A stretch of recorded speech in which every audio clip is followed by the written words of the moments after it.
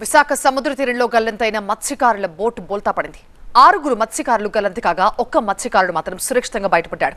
చిన్నానే మత్స్యకారుడు China cargo ship కి చిక్కడంతో ప్రాణాలు దక్కించుకున్నాడు. గల్లంతైన 6 కోసం ప్రస్తుతం గాలింపు కొనసాగుతోంది. ఇదిలా ఉంటే విశాఖ ఫిషింగ్ హార్బర్ దగ్గర మత్స్యకారుల కుటుంబాలు ఆందోళనకు దిగాయి. గాలింపు చర్యల విషయంలో అధికారులు నిర్లక్ష్యం చూపిస్తున్నారంటూ మండిపడుతున్నారు. నిన్న మధ్యాహ్నం తర్వాత మత్స్యకారులు గల్లంతయ్యారని చెప్పినప్పటికీ సహాయక చర్యలు ముమ్మరం చేయలేకపోతున్నారని ఆరోపించారు. సకాలంలో స్పందిస్తే 6 ప్రాణాలతో బయటపడే అవకాశం ఉందని, ఇప్పటికైనా గాలింపు చర్యలు వేగవంతం చేయాలని గల్లంతైన మత్స్యకారు కుటుంబాలు డిమాండ్ చేస్తున్నాయి. విశాఖ ఫిషింగ్ హార్బర్ దగ్గర మత్స్యకారుల కుటుంబాల ఆందోళన గురించి మా సీనియర్ కరెస్పాండెంట్ ఖాజా మరింత సమాచారం అందిస్తారు. సముద్రంలో వేటకు వెళ్లిన మత్స్యకారుల 6 జాడ ఇప్పటికీ కనిపించకపోవడంతో వాళ్ళ కుటుంబాలు తల్లడిల్లిపోతున్నాయి. ఫిషరీస్ జడి కార్యాలయం ఎదుట బైఠాయించి తమ వారి ఆచూకీ తెలపాలంటూ అధికారులకు వేడుకుంటున్నారు.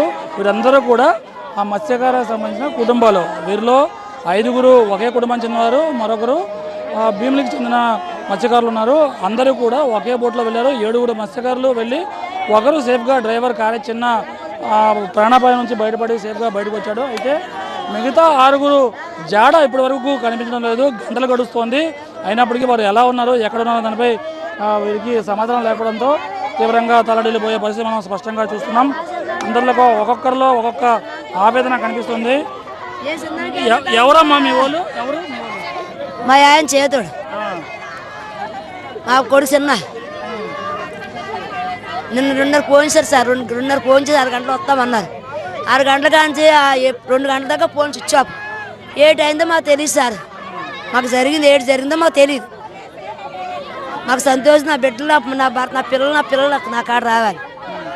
ఏదైనా ఇన్ఫర్మేషన్ వచ్చిందమ్మా మిగతా 6 గురించి?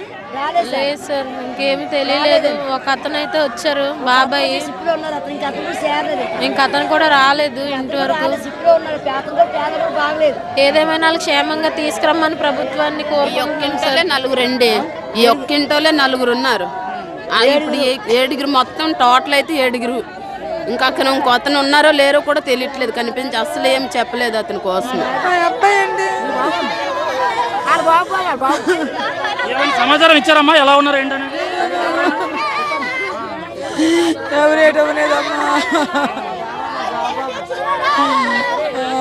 ఎవరమ్మా?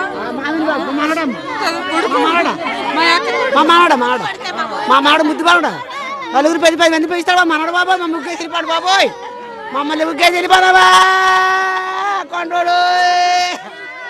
వీళ్ళ ఆవేదన అంతా ఇంత కాదు. అందరూ కూడా ఒకటే ఆవేదన.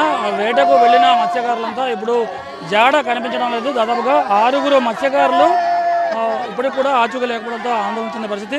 చెప్పండి, మీరు ఏమంటారు? ఎటువంటి సమాచారం అందుతోంది? ఒకరైతే సేఫ్గా ఉన్నారు, ఏమంటారు? ఒకరి కోసం ఇన్ఫర్మేషన్, అది కూడా మా బోటులో ఉన్నటువంటి మా మత్స్యకారుల ద్వారా తెలిసింది తప్ప రాష్ట్ర ప్రభుత్వం నుంచి మాకైతే సమాచారం లేదండి.